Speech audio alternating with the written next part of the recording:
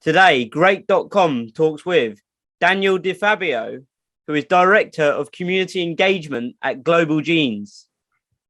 If you haven't heard of them, they are a non-profit organization on a mission to eliminate the challenges of rare disease through public and physical education. If you are new here, please press subscribe on YouTube or in your podcast app, because today we learn the importance of eliminating the burdens and challenges of rare diseases for patients and their families. Hello, Daniel, and welcome to our podcast. Hi, thanks, Ryan. Glad to be on here with you. No, thank you for coming. And I really look forward to this episode and to learn more about what you guys are doing down there as well. So, it seems like it's really, really important. So I really can't wait to, get to know a little bit more about you. So to begin with, for me and anybody new here, what is Global Genes and what do you do? Well, there are unfortunately way too many people with rare diseases, and it's not known enough or discussed enough, or perhaps most importantly, researched enough in the medical community. So Global Genes was founded by Nicole Boyce when one of her friends was affected with a rare disease to gather these people together and create support and efforts that we can do together that are going to be more effective than any of us alone, because the rare diseases, by definition, right, there's not very many people in each disease, but if you gather them all together, it's about 30 million people in the US, 1 in 10 people.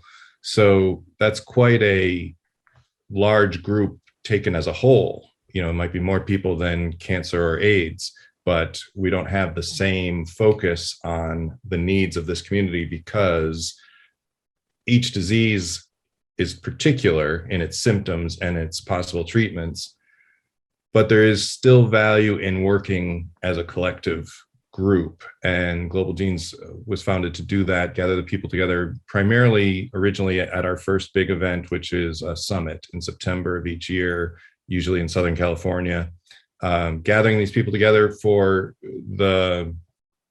the community aspect of connecting and networking, but also for the educational aspect of what presentations and what materials can we present to them that they might use to further their own missions.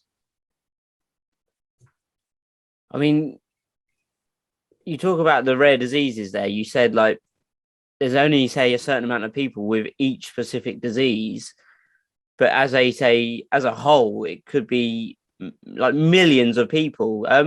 So just to say, educate me and potentially the audience a bit further, could you name or talk to us about some of these, say, rare diseases at all? Sure. Some of the ones that you or most people would have heard of, even though they're still technically rare, they have larger populations. So cystic fibrosis, Duchenne muscular dystrophy, Batten disease, ALS, those people might have heard of. But things like what affected my son Lucas was Menkes syndrome. Only about 100 people in the world have that disease. My good friend Bo Bigelow's daughter has USP7, which is now called Howe-Fountain syndrome, and that's a population of under 300. So these can be several thousand people, or they could be as few as a woman I work with here at Global Genes, Parvati Krishnan. Her son is one of one. He's the only one with his combination of 2 different genetic diseases. So it can be very small patient communities. And there are sometimes in this sector, we talk about an N of 1, the number of patients being 1 that might benefit from a certain treatment. And those are called novel therapies. So we want to, it's called an umbrella organization. We want to bring all the people together that have these concerns, even when their patient numbers are very small. I mean, you mentioned there, there's somebody with a rare disease and it's 1 of 1. So that is just so unique as well. So what I wanted to ask you then next would be, why would you say that what you are doing there is so important? There's a number of reasons. One is just the pure practical value of the educational materials or resources. We often put out toolkits, which might be 20 to 40 pages long, that can really help you on a specific need, like how to talk to a genetic counselor, or what genetic tests are available, right? But I think more broadly, the big value, so many people in this space of living with rare disease talk about the isolation. They feel that no one can relate to their experience. It's even doctors, right? The doctors can't be expected to know 7,000 rare diseases, and they don't. If you're lucky, they will take on your case and they will research enough to know what they need to know about your particular rare disease as they pursue your treatment course. But at the beginning, it feels like you've been cast adrift into no man's land. And finding these other people that have a similar experience, even if it's not the exact same disease, the experience is common enough. We just recently added to our staff my friend Effie Parks, who has a podcast on this topic called Once Upon a Gene. Now she's part of Global Genes too, and she's a big believer in getting people together to tell their stories, because our symptoms may be unique, our treatments may be unique, but the experience of being on this very different life journey is so similar that we can support each other, we can offer each other advice, even if the disease isn't the same.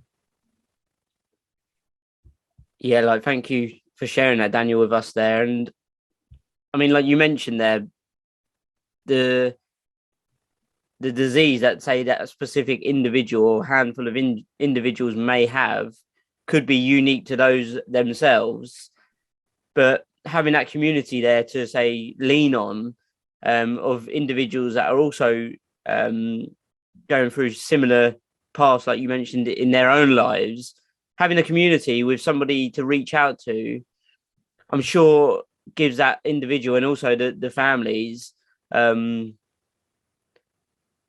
sort of feel of as if they can reach out for help and some sort of coping mechanisms or understanding, because like you mentioned, a lot of the people feel as if they're on this journey alone. And I'm sure, well, you mentioned there was somebody that's got a disease that's one of one, like obviously they are on their own on that journey, because like that's just it's almost unimaginable. So having a community of other people that can, say, offer support, advice, tips maybe, is super, super important. So I'd like to ask you then, say, since its founding in 2009, what have been some of your greatest challenges and how have you overcome them? I suppose a lot of the challenges just boil down to the work is almost infinite, right? Until we cure 7,000 rare diseases, our work isn't done. And all those people are going to keep needing support. And you want to say yes to everything. And, you know, human limitations or resource limitations mean maybe we can't always. So that's difficult to not be able to do everything we see a need for. But, you know, another challenge like many organizations had to face is the change that came with the pandemic of COVID-19. You know, we were primarily known as an events organization, bringing people together in person. And as I said, not just the value of the material we present, but that intermingling and networking opportunity. And of course, we switched, as everybody did, to a virtual equivalent in our programming. But some of that conversation and networking was falling by the wayside. You know, people didn't tend to chat as much in a text chat while doing a Zoom meeting as they would in a lobby with a real person, maybe with a drink in your hand. And that's one of the reasons the big project I'm involved in at Global Genes is called the Rare Portal, which is a closed private discussion community, so that in between events, or when events are still virtual, we still have a place to gather people and let them share their stories and share their advice and ask their questions to people who might be most sympathetic and knowledgeable. And that has been a good focus for us, and it will continue even once this year we're looking at our events being back in person. But the time in between those events, whether it's a few months, you know, we still need to keep the community engaged and give them a platform. So many of these rare disease groups would have a community like that particular to their disease, say spinal muscular atrophy. I'm sure they have a closed community on maybe a Facebook group or something like that, where they have their conversations. But when they need to move beyond the specifics of their one disease and reach out to allies in other diseases, that's where we are really a good advantage to them. Yeah, and again, just going back to that community feel, I mean, for anybody going through any, say, challenge in their life, having other people that you can, say, reach out to, or somebody to just even listen to, maybe some of the challenges that you're going through yourself, is super important. And like you mentioned there, the whole COVID situation where people weren't able to meet in person, I'm sure must have had a big effect on those individuals that were almost, yeah, I'd almost say, like, not reliant, but do you know what I mean? Like, almost reliant on the ability to meet people. Because even for myself, like, I found meeting people face to face, it's so much more impactful because you can actually physically meet someone in person, to talk to about any issues, rather than having to rely on technology, because the technology doesn't always work, etc. Um, so yeah, I feel like the in-person events are going to be so much more beneficial for those individuals and the families too. What I wanted to ask you then was, say for instance,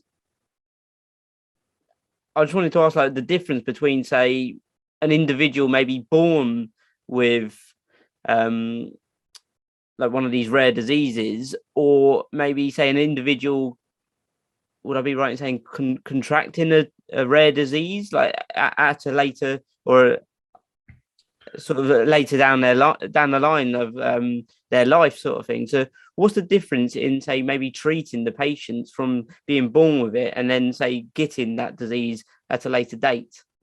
Right. You're probably referring to, we would say, adult onset rare diseases. So they may, it's probably genetic. They may have been a carrier for it or had the genetic trait for it their whole lives, but not until teenage or adult years do they actually see symptoms. And perhaps only then are they diagnosed. And it is quite different. We see the adults with rare sometimes not even refer to them as rare disease patients. They may say chronically ill because it's a recurring part of their life, which they want to be a normal life. I hate to say the word normal, but they don't want the disease to define them so much, right? They want to be able to do every rich, fulfilling part of life and manage this disease, manage these symptoms. Whereas with our newly diagnosed infants and going into the pediatric years, that tends to be the parents who are concerned, right? The child is too young, and oftentimes, as the case of my child, the child may not be communicative, nonverbal. So the interests of the child are really represented by the parents, and there we can see more focus on how can we, and these diseases can be life limiting. The childhood ones, they may have a short lifespan. So there is a different focus from those parents where they're seeking cures and treatments that will radically change the prognosis for these children. Whereas the adults, I'm sure many want cures and treatments as well, but they are busy living their lives at the same time. So they're managing health care to create quality of life in a more ongoing day-to-day need. Whereas the children's cases, the pediatric cases, feel like if there's not a fix, in many cases, they won't live very long. Wow, it's so hard to take that on board, and especially like you mentioned, like some of the children can't communicate, and especially for the parents of those children. I mean, this is just me. Just, I can only say, I can't talk from experience, right? But I can just only imagine, like, those parents, I'm sure, would just, they want to try and just air quote fix their child, and it sometimes isn't possible. So that would maybe even going on to the next question, which I'd like to ask, like, how are you supporting, say, the families of these individuals too? Yeah, there's a number of, as I mentioned, there's a number of resources we offer, and almost everything that we've offered, whether it's a meeting or a webinar meeting, they tend to be video recorded and available after the fact as a resource that way. So there's a real great library of informational resources that Global Genes has. And, on a given topic, you may say, does my child need a tube feed? And do we have some toolkit for you to explain the pros and cons of tube feeding, or even the practical day-to-day of doing that? So any particular need, hopefully we have addressed, and we have a resource to educate people on. But then there's other ways we help, which I don't mean to say we just go out handing out money, but we sometimes do give grants. And so about 3 times a year, there'll be a grant, and we'll structure them on themes. How can your rare disease organization have an impact? Or is your rare disease organization going to teach people about the financial aspects that come with rare disease? Because it's very expensive medical care. And if you're in the UK, you might have the system where most things are paid for. But in the US, you find out what's covered and what's not, and how much is still your burden, your deductible. And so those financial burdens are a special category unto themselves, and we try to address that too. And then another category of grants we've given in the past year, and will again this year, is related to equity and diversity within rare disease. And it's interesting there that so much of genetic research to date is based on sort of a white European model of the DNA structure, and things are being compared to that. And people are saying, well, wait a minute, there are a lot of other ethnic, cultural differences that are probably related in their genome. And if that genome's not represented in the research, what are we missing? And similarly, as we conduct a clinical trial to say this drug may be safe or may not be safe, well, what is the pool on which you're testing that, and is it a representative pool? So that's some of our EDI, equity, diversity, inclusion initiatives, and we'll offer grants to rare groups that are working on those. So what would you say then, Daniel, are some of the biggest needs of the individuals and the families that you support? And how are you a part of the solution? There are so many. I just alluded to some of the financial burdens and the small ways we can try to help there. There are other people that maybe more directly offer more funds, like the Patient Assistance Fund is one. But we are looking at needs like access to genetic testing. It's becoming more, the industry is more capable, the technology is more available. That doesn't mean everybody's getting to it. Their doctors may not be prescribing it. It may, because it was so recently too expensive, it's come down in price recently, doctors may still be, or insurance companies may still be reluctant to order a whole exome sequence or a whole genome sequence. Soon, I hope these should become more of a baseline standard of care. But until that's true, we want to make sure people are educated enough to advocate for it. Who would you turn to when your doctor says, no, you can't have that genetic test? Is a genetic counselor your best ally for that? Is there some other workaround path that will get you to, this is just one example, get you to genetic testing? That's definitely a need for the people who are undiagnosed or perhaps misdiagnosed and looking to better understand their diagnosis. For so many, I'm sure everyone's heard of epilepsy. I didn't know there are genetic epilepsies, and we shouldn't just take epilepsy as one broad category. We should look within it and figure out, is this a particular type with a particular genetic cause? Because if you know that, you may treat it differently. And the same, let's say, seizure medication that might benefit one person might actually be detrimental to another. So thinking we have a diagnosis without a genetic diagnosis can be pretty unfortunate. So that's one example, but any number of needs people come to us with, we're trying to address, whether it's, producing a pamphlet that we can distribute to people, or actually taking their phone calls or their emails and seeing what advice we can give them and who can we turn them to, because we don't always have the answer, and if we don't, we probably know the person who does. Yeah, I mean that's so great to hear as well. Like you mentioned at the end there, like if you don't understand who you can, or you if you can't do anything for that individual, you can sort of guide them in the right direction too. Um, so I'd like to ask then, how many, if you know this, how many individuals and or families have you supported? I don't have a good number for that. I'll try to get back to you with it. Okay. But it would be a high number. For example, the people who attend our summit each year prior to COVID would be about 1,000 or so. So over the years, that's maybe 10,000 right there, and that's just one of our programs. So we also have an event coming up. That is a rare drug development symposium, where we're, for the people who are a little more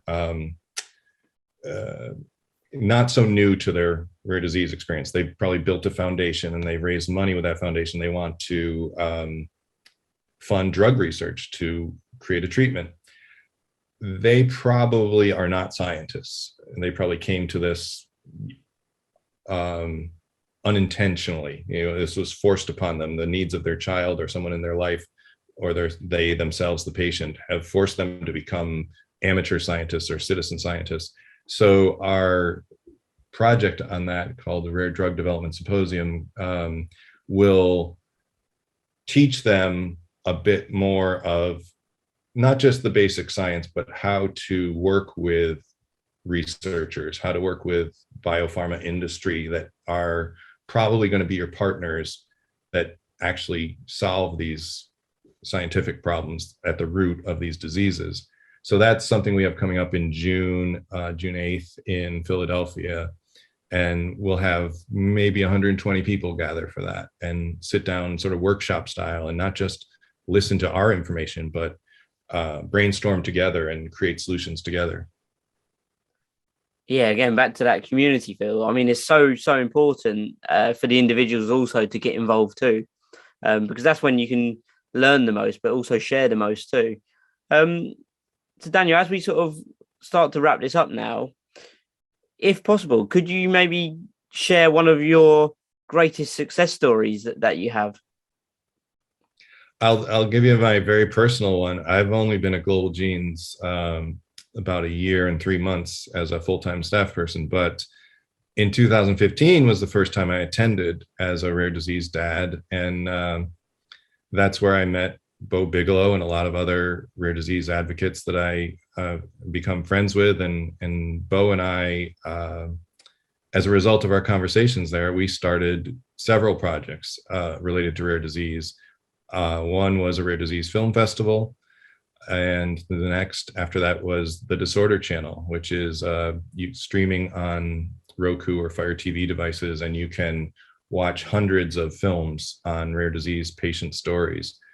And I know so many people that have met at Global Genes and been inspired to start a project related to rare disease because of the people they've met there.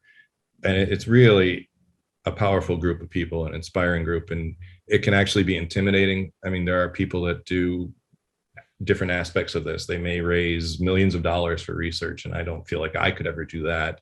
Or they may have these incredible outreach campaigns, or, it's definitely a high bar that can be intimidating, but we try to make it, as we present at Global Genes, here are the baby steps, here are the first steps, and you can go all the way up to this level, and you can pursue all these more ambitious goals, but it doesn't have to be intimidating. You can take just a small step, and that very first step can be, do you have a list of all the patients with your disease?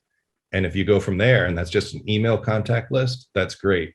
But if you add to that some patient medical data, and we get a little complicated here because there's privacy issues, there's health information issues, but if you do it correctly, if you build that out, this all starts to become the building blocks that can get you to those more advanced steps of partnering with researchers, looking for treatments and cures. Yeah, again, that community feel is so important because I actually know someone, a good friend of mine. His wife had you could call it a rare disease, like a brain disease, and she was given a short amount of time to live. And he met a doctor, and the doctor said to him, "What your wife needs to do is figure out what she's going to do when she heals." And he said, "No, like she's only been given this short amount of time to live." And he goes, "No, but what she needs to do is go and find other people that have, say, got her illness or disease and that are still living." So with the community feel, like you mentioned there, if you have a community of individuals that can bounce off of each other and share ideas on how they've maybe coped with some of the challenges in their life. So I think it's super important. So as we sort of wrap this up now, what is your vision for the future? We have a lot of plans coming up. We want to increase our reach. We're known primarily as a United States-based organization, but we are called Global Genes. And last year at our summit, we tried to bring in voices from Europe, Africa, Australasia. So we do want to increase our participation from and our attention to the rest of the world. Again, we're primarily English language based, so we do have some need to improve there, but that's one of our goals. We are looking to partner with some other organizations that are doing great work so that Global Genes can be sort of a one-stop destination that can lead you to all the tools you need, whether it's a personal health information app that you can keep on your phone, or maybe it's one of these patient health information registries. So you can start to build that either for yourself as a patient or your family, or perhaps your whole disease community works together to build that database, of information. So if anybody's listening today, what can somebody do to help, and what action steps can they take to be a part of the solution? Well, globalgenes.org has our basic information. There's a link there to a podcast we do called Rarecast. There's a link to donate if anyone wants to donate to Global Genes. There's the events that we put on if they want to attend those events. If they have a personal rare disease story, there's a link to share that story. And as I mentioned, the Rare Portal, there's a link there. They would need to be, directly connected to rare disease, but if they are, they could join our community and start discussing things there. Daniel, thank you so much. And for you listening, if you've enjoyed this episode, please press subscribe on YouTube or in your podcast app. That will show the algorithm that this is an important conversation, so more people can learn the benefits of supporting individuals with rare diseases and their families.